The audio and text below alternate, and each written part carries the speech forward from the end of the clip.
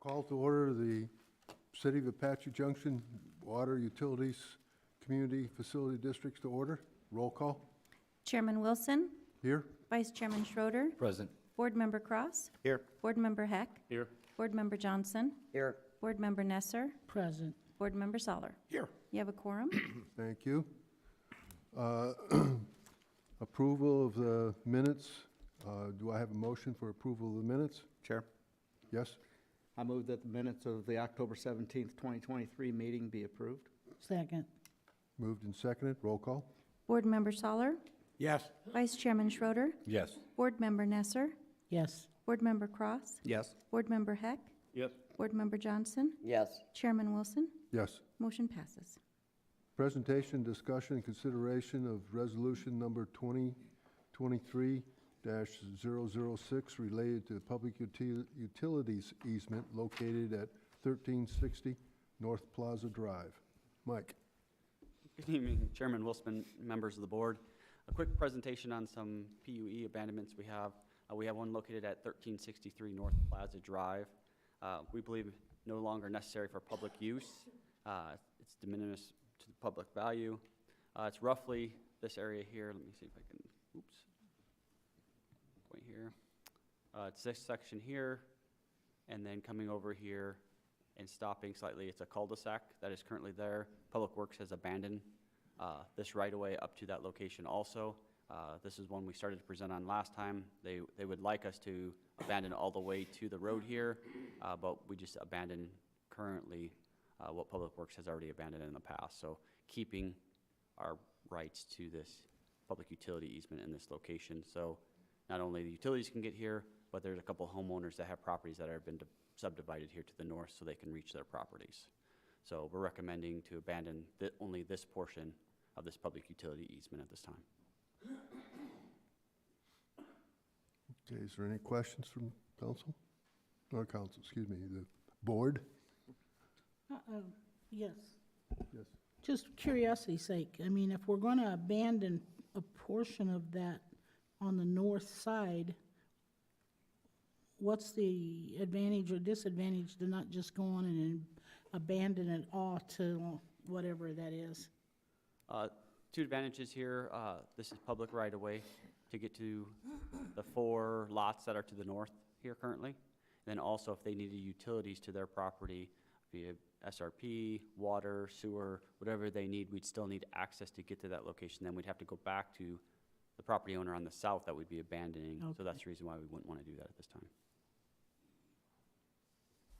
Any other questions? No. Okay, do I have a motion for this resolution? Mayor? Yes. Go ahead, Peter. Mr. Chair, Yes. I move that resolution number 2023-006, a resolution of the Board of Directors of the Water Utilities Community Facilities District, City of Apache Junction, Arizona, declaring a portion of the public utility easement located at 1363 North Plaza Drive, Apache Junction, Arizona, is no longer necessary for public use as a utility easement and is hereby extinguished, be approved. Second. Moved and seconded. Roll call. Board Member Soller, Yes. Vice Chairman Schroeder, Yes. Board Member Nesser, Yes. Board Member Cross, Yes. Board Member Heck, Yes. Board Member Johnson, Yes. Chairman Wilson. Yes. Motion passes. Presentation and discussion, consideration of resolution 2023-008 related to public utilities easement located at 597 East Old West Highway. Mike? So this one's located at 597 East Old West Highway. It's no longer necessary for public use and it's de minimis public value. This location, if you guys are familiar here, is right across the street from Arizona College here, and also the new AutoZone that's going in place at Winchester and Old West Highway. This individual owns I believe it's the Cowboy Mobile Home Park here. This lot, also the lot to the north, and also the one to the east. They initially requested that we abandon part of Broadway. Currently, we have a water main in there, so we could not abandon that portion, but we agreed to abandon the north part of his parcel, the east half of this one, and then also the south half of this parcel, the 33 feet, and also the west 33 feet of this parcel here. no longer used for us. We have utilities that are on the east side, or west side here, sorry, along the south side, so no longer needing those utility easements at this point in time. Okay, any questions from the board? Do I have a motion for this resolution? Mayor? Mr. Chair. Okay, Mayor. Go ahead. I move that resolution number 2023-008, a resolution of the Board of Directors of the Water Utility Community Facilities District, City of Apache Junction, Arizona, declaring a portion of the public utility easement located at 597 East Old West Highway, Apache Junction, Arizona, is no longer necessary for public use as a utility easement and is hereby extinguished. Be approved. Second. moved and seconded, roll call? Board Member Soller, Yes. Vice Chairman Schroeder, Yes. Board Member Nesser, Yes. Board Member Cross, Yes. Board Member Heck, Yes. Board Member Johnson, Yes. Chairman Wilson, Yes. motion passes. Presentation of results and recommendation of the compensation study. Mike, Yes, I'd like to bring up Anna at this time. She's going to present to you guys here. okay? Oh, Matt's taking over for me. Thank you. Good evening, Chair and members of the board. Anna McCray, HR Director. I'm here to discuss with you the market compensation study. The market compensation study that was included in the fiscal year 2023-2024 budget also included water district personnel. Public sector personnel consultants was selected to conduct the study. They conducted analysis of our wages and compared those to the wages for similar positions in our comparator markets, or market comparators, excuse me. All water district positions were part of that study, and the goal of the study, again, is to keep wages at the mid-market level, the 50th percentile. The findings overall of the study were that 66% of positions fell 5% or greater below the market, 30% were within 5% of the market, and 4% were just slightly above market. Pay ranges were on average more than 7% below the market, and the last 18 months we've seen rapid wage growth, especially at entry level, inflation, living wage, and minimum wage initiatives coupled with higher turnover and scarcity of job applications has resulted in greater than average salary increases across all sectors. Public sector personnel consultants recommended a timely implementation to include placing employees in their earned step within their new salary range and/or a model that best matches the water district's budget to reestablish pay and pay tables at market average for fiscal year 2024. The cost of the mid-fiscal year salary adjustments to implement compensation study results for the water district is $120,000.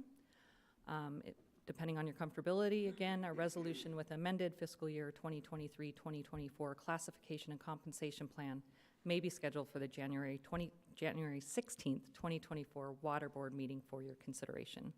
And with that, I'm happy to answer any questions. Any questions? Mr. Chair? Yes? Anna, just out of curiosity, what is the turnover percentage? Do you have that figure for the Yeah, water so both Arizona and the federal turnover rates are around 3.8 to 4%, and we're right around 9%. district? Okay. Chairman. Yes? Was it last Friday? Yeah, the mayor and I went to the Pinell County monthly deal, and we had the W.D. Pollock financial team there, and one of the big things that they pointed out is we're still extremely heavy with job opportunities and not enough people to fill the positions. There's over 1 million jobs available, so this makes sense. There's people can stop what they're doing and go anywhere they want practically. Thank you. So the war on talent does continue. Yeah, Yeah. it does. And in my trade, we have a lot of our manpower is locked into union contracts. However, companies can pay, that's the minimum they can pay. But they're enticing people to come work for them $5 above scale. The Taiwanese chip plant, they're putting out almost $10 above scale. Wow. Plus tons of overtime, plus all kinds of other incentives to get people there. So, yeah, I can see the need to bolster our people. Thank you for your support. Yeah, and again, Mr. Chair, 9% turnover is, I mean, that's almost 10% of your workforce. It's a lot. That's a lot of expense in recruiting and retraining or training. So if you can reduce that number, I think we need to, yeah. We do exit interviews with as many as we can capture prior to their departure, and the number one reason is pay. Gonna happen. Anyone else? So what you're saying is they're leaving because other cities are paying better?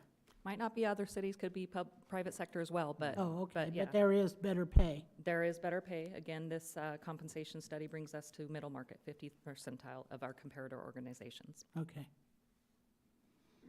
All right, no one? Good. No, okay, thank you. Thank you. District Manager's Report. No report, Your Honor. District Director's Report. Mike? So I want to give you some updates. We applied for a WIFA grant for our AMI, which is Automated Meter Reading Infrastructure, which we received that $1 million for that grant that we're working on. We finished up the agreement with WIFA, so we'll be starting on that project here, start of the fiscal year, or start of our calendar year, actually.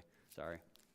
So as part of that, that was in the second round we received that grant. We thought we'd go for another water conservation grant with them. So we applied for a aquifer storage and recovery well grant. This is to conserve our water, so we're going to take our CAP water and we're going to treat it at our treatment plant where we're building capacity right now, and then we're going to take that potable water and we're going to store it in the ground. We're going to pump it into a well, and we're going to pump it actually into the ground rather than pumping it out of the ground. While we have capacity and extra CAP water. Just like we're storing at groundwater storage facilities or groundwater savings facilities, we can earn credits on that. Eventually, when we need this water, we can turn around and pump it right back out. So we're kind of planning for the future here. So roughly this project is a $4.5 million project. We're trying to get a grant from WIFA for another $3 million. So we applied for that. We have not heard back from them at this point in time, but we're reaching out to them so that we can take care of this and plan for the future for our water supplies. So just want to keep you in the loop where we're at and applying for grants and what's happening out there. Again, this is for water conservation, so we can save for the future and have plenty of water supplies here in Apache Junction. Mayor, how many acre feet or gallons is this going to hold? So it's the aquifer underneath us. Yep. So we'll The well will just go straight into the ground? it will go straight into the ground. Okay. So roughly our wells are 1,000 feet deep. Static water level's at 600 feet, so we're going to allow it to free flow into the ground. And typically that'll spread out. Some mounding will occur, so that our static water level will come up in that area because we're actually putting water in the ground there rather than going down.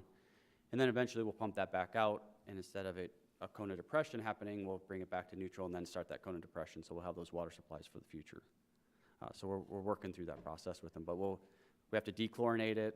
It's potable water at that time, so we can pump it right back out into our system as potable water rather than an effluent or something else. Chair, Yes. are these credits gallon for gallon? Yes, sir. Okay. Yeah, some of the other ones that we store at, we lose 10% cut through the aquifer because of either evaporation or loss through spreading out through the aquifer, so we do lose some, but these are one-for-one credits. Good. Any other questions? Any questions on that? Okay. The next one, we've been working with SRP for the last 2 years, Brian and myself. We've been part of a subcommittee and a committee trying to figure out how we do allocations of the Verde. This is part of that raising the dam roughly 97 feet, creating a large supply of water. The subcommittee and the committee voted on, these were our 7 guiding principles on how we want to divide up this water in the end. So we wanted to improve water sustainability by diversifying water resources with additional renewable water supplies. So giving those communities that don't have SRP water supplies today a possibility to get SRP water supplies, even though they're not a member land and weren't part of it when it happened over 100 years ago. So this was great for us, so this was working through that process. provide supplies to support efficient uses, so water conservation grants, doing water conservation measures with our tiered rates and different things like that. Most cities, we all agree that, hey, we're all doing a good job at water conservation here in the desert. We want to keep moving forward with that, so we worked on that principle. I'll provide supplemental water to firm up existing supplies. So as we know, CAP has been struggling the last few years. We want to back up some of those CAP supplies. So if you had 100 acre feet of CAP, we want to back that up so that if we do have a shortage on the CAP, we have those supplies available to us so that we can back up those supplies in the future. Next one was prioritize providing supplies to support existing demands. So if you have existing demands, something's going to get cut back. If you have groundwater that can't support those and you have to recharge it, we want to support those supplies. So this was a renewable resource that we wanted to support. Consider the effects of water availability for disadvantaged communities. We have several disadvantaged communities here in Apache Junction. We want to be able to support that and allow them to, or those cities to purchase water supplies so it doesn't adversely affect them by having to pay more water or more for their water per gallon. So we want to make sure that we took that in consideration. We wanted to reduce our demands on groundwater. Some cities are on groundwaters that aren't part of the SRP or the CAP system, so we wanted to consider some of those too. And the last one, obviously we wanted to follow the state surface water laws that we have in place here in Arizona. So these were our 7 guiding principles. We took into effect. Some of them we prioritized more than others, but then we started down a whole needs analysis of, okay, what do you have out there? How many customers are you serving? How much water do you need? How much water do you have? How much water are you currently using? So we went through an entire process. It's been going on for the last year that we went through this process, working with the larger cities. In the end, we asked for a huge amount 2 years ago. We didn't get that huge amount, but we did get a portion. We did get some. So here's what it kind of looks like. This was the scenario that is temporarily approved by the committee to move forward to go to the Bureau of Reclamation to give them a recommendation on how we'd like to divide up this new water supply. We're roughly getting 7,413 acre feet. Looks great to start with, but it's only going to be available every 3.5 years. So it's really only about 2,000 acre feet, but roughly 6,000 homes for the future. So it's something more, almost as large as our CAP supply we currently have today. It does back up that supply we have also, but it does give us some more future growth as part of that in some of those committed demands that we currently have. As you can see here, we had 21 partners in this project that we're still working with. We had current needs were 14 of them that we filled all those needs that they needed there. And then we had committed allocations. We committed to 10 people got committed needs. And there were still 12 partners that had remaining needs of over 197,000 acre feet. So of this a little over 300,000 acre feet that we originally started with, we still have a need of 197,000 acre feet above and beyond that is what we can prove through all the 21 entities that were partners in this project. I have a Yes, sir. question. Queen Creek, population, very similar to ours. How did they get such a huge chunk? And we got, it's a little tiny little bit. Because currently they are all groundwater. They have no surface water supplies at all. So we went out and purchased surface water supplies or leased them from the GRIC. We also received from non-Indian agricultural, and then we also have our CAP allocation. Originally, Queen Creek did not have any. So they are pumping all groundwater. Currently, they're starting to just purchase those. They are bigger than us, their service area. You gotta remember, this isn't the city, this is the district, so we only have 4,500 connections. If you go to Queen Creek, that's the entire town down there, and they're roughly probably at about 30 to 40,000 connections compared to us. So that's where the big discrepancy comes. If it was for the entire city, yes, we'd be comparable to them, but we can't because it's separate. As you can see in here, Arizona Water Company also received a portion of this also. They're the one next to us in orange. Gotcha, okay. And So is that Arizona Water proportion for the superstition area, they call it, or do you know, Mike? in terms- Across the entire valley. I think they've divided up around 5 facilities across. I'm not sure how they divided it up, that we didn't get in that much detail as part of that. We could ask for that, Yeah, but I'm let's not sure how find much out, was because this wet water, as I call it, is in close to our territory, correct. right, Apache Junction. So they do have to get some allocation, but they didn't get as much also.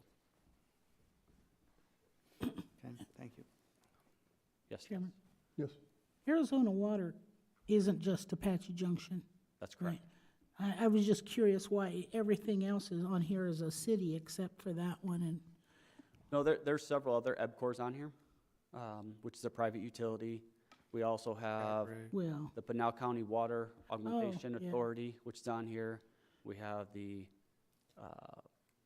I guess I wasn't looking at that. Yavapai Indian Community also is on here. There's several others than just cities on this location, on this chart here. CAGRD, which is a replenishment district that replenishes groundwater, they're a portion of that. So there's several other cities. Again, when it comes down to it, it's tough to go battle against the bigger cities. They come together and they work together very well. We were kind of the outsiders, but again, in the end, we did get something. We didn't get nothing. So I take that as a benefit for the entire community, I guess. Scenario one means what? Is there another scenario, or? There was scenario two. Oh. Would This is the one that got allocate us more, but this is the one that passed the committee.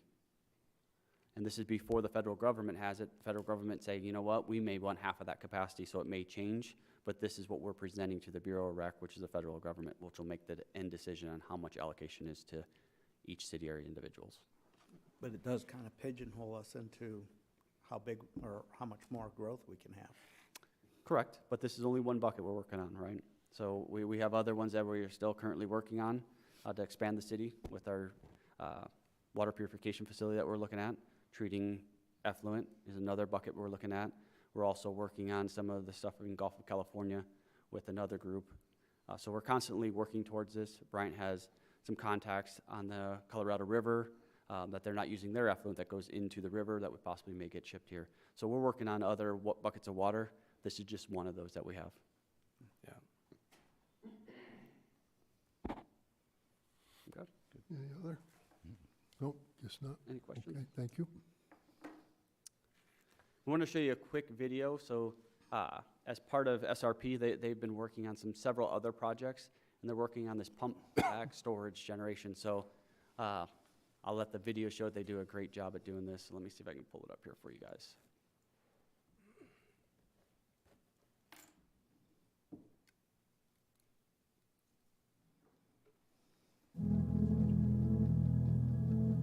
The Water System Projects Group is responsible for long-term planning on our reservoir and water system, looking at how we need to prepare our operations and our dam and infrastructure facilities to serve water and power for the next century. We're standing here on Horse Mesa Dam, the base of Apache Lake. We're really out here looking at the locations for a potential new pumped storage facility that SRP is looking at to really help us manage all the new renewable resources we're going to have on our system over the next decade. Pumped storage is really the oldest battery there is that uses hydropower generating units to pump water uphill when you want to store energy, and then lets water flow back downhill through those same generating units to generate electricity and put it back on the grid when you need it. So in a normal hydropower plant, water is allowed to pass from an upper to a lower reservoir. That flowing water turns a turbine, which then produces work, and when connected to a generator, goes to the grid to provide power to our customers. In a pump-back system, it works in reverse. So instead of producing electricity for the grid power is then fed into our generator. That generator is now running in reverse, essentially becoming a motor, and allowing the turbine to now become a pump. That water is now moved from a lower reservoir up to the higher reservoir. In total, SRP currently has about 165 megawatts of pump storage capability. So a project of this size takes many years to plan. SRP's been looking into different options for adding pump storage for a few years now to help us integrate more renewables onto our system while maintaining reliability for our customers. We're blessed here in Arizona to have a great solar energy resource. We have many days a year with sunshine. The one challenge is the sun is only in the sky during the day, so we have to have options to store the solar energy when it's being produced to be able to keep the lights on in the evening hours when the sun is down. So when we have excess solar on our grid, we can pump the water uphill, and during the nighttime when the solar power generation goes down and there's no sun, it'll generate back down and fill the lake downstream. So SRP is in a very unique position to develop pump storage because we have existing lower reservoirs such as Apache Lake that have reliable water supplies. We're also blessed with the natural topography around the reservoir made by this canyon that allows us to move water up into an upper reservoir and back down into a lower reservoir. The beauty of our open loop system is we're able to leverage the reliability of SRP's water supplies from the Salt River and be able to transfer that water between two reservoirs to generate and store energy when it's needed, while still allowing water to be able to move through our reservoir system for water deliveries down in the valley. SRP's pump storage project is a great example of our continued commitment to reliability and meeting our customer needs. This project will allow us to integrate more renewables and maintain reliability for the next century.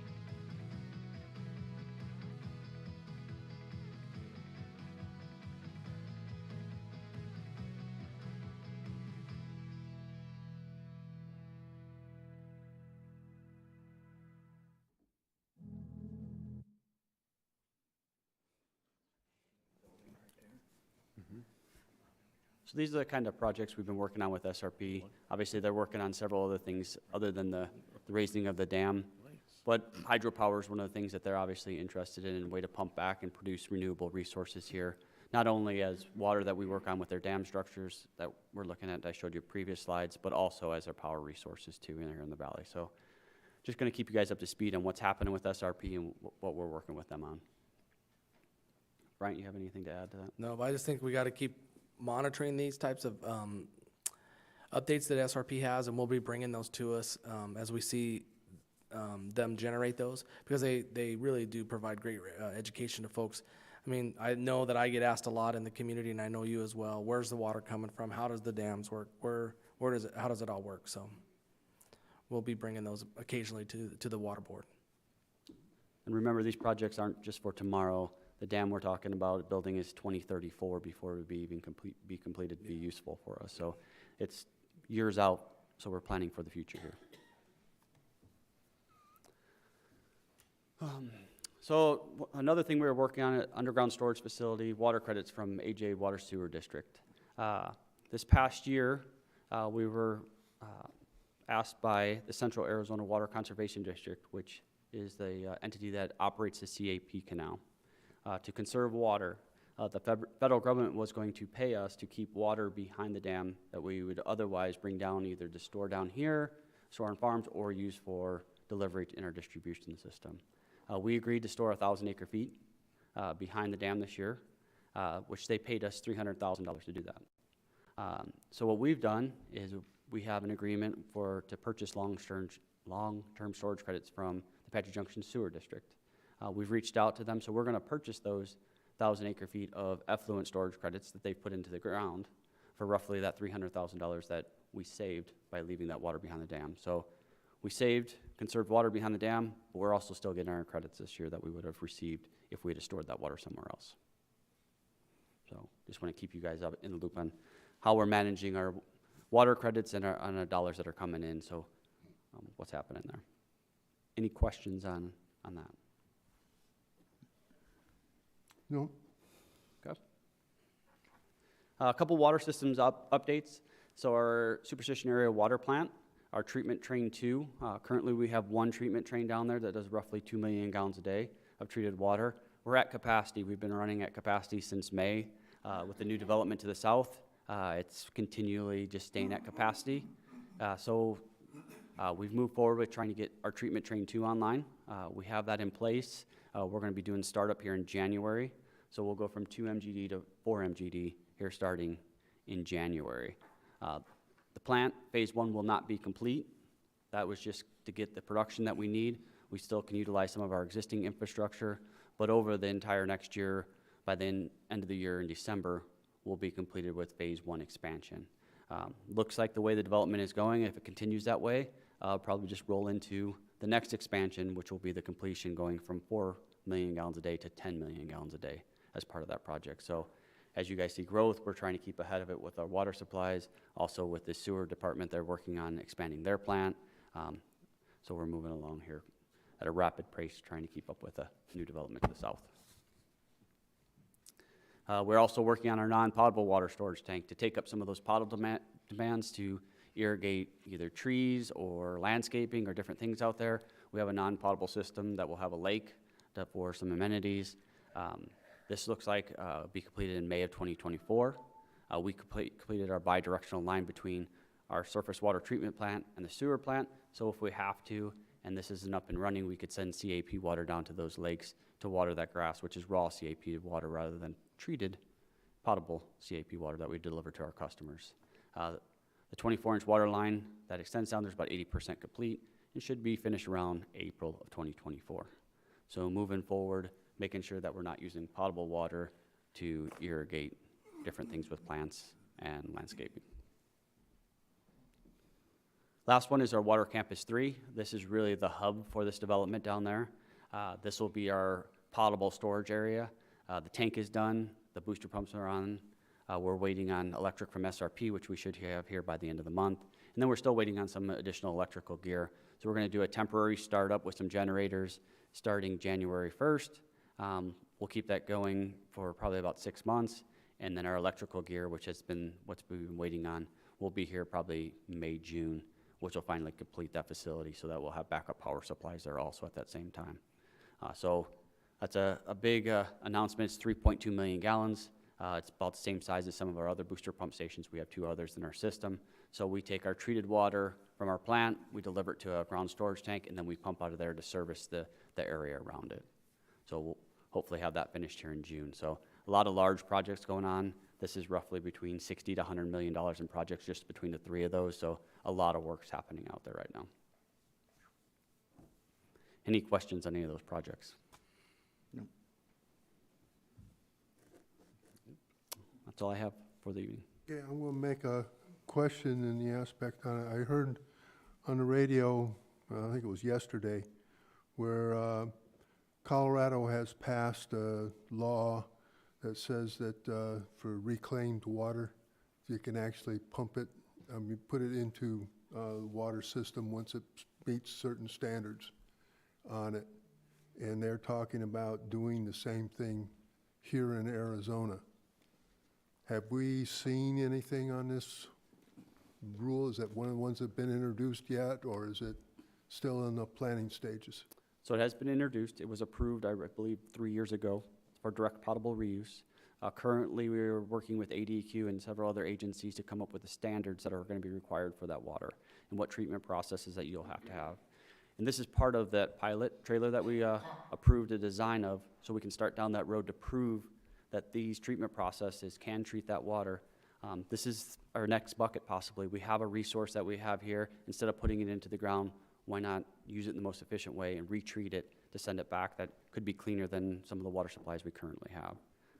So we are working through that process, but the regulatory agency has approved that roughly 3 years ago, and we're still trying to get all the rules in place so that we can actually start up a direct potable reuse plant. Okay, so they're working on getting that in the final stages of what you need to be. I think it's done, Mayor. So it's got approved, it passed. can be done here, it's just working on what the rules and regulations Yeah. can be done. They believe of that they should have Scottsdale's them doing done by 2024. Scottsdale, like Yeah. Brian says, they have it at their treatment plant that they can deliver to a certain number of customers while they're there to try their water supplies, but that is one place that's already doing it, but it's not on a large scale at this point. What their comment was the, what the guidelines was, what it had to be, was the final That's thing what's that still being needed to be worked on. done. Okay, And And that's they said they're planning to have it, they thought they were going to do it this session. okay. And that's kind of where Arizona's at. We're right in the same time frame. We're looking probably mid-year to end of next year before we have those guidelines in place so that we can actually do it. Okay, like they said, Colorado already has it done, and that we're just behind them. Yeah, Colorado's ahead of us. California's just getting them regulations in place too right now, and Florida has it. Texas already has some operating, so there's several other states that are working through this process that are just finished them up recently. Okay. You'll have to change that plate to AJ1 H2O or a circle or rotate it back. Sorry, guys. Okay, anyone else have any other questions or comments? No. Okay. Thank you. District Treasurer's Report? Okay. And I will adjourn. Thank you.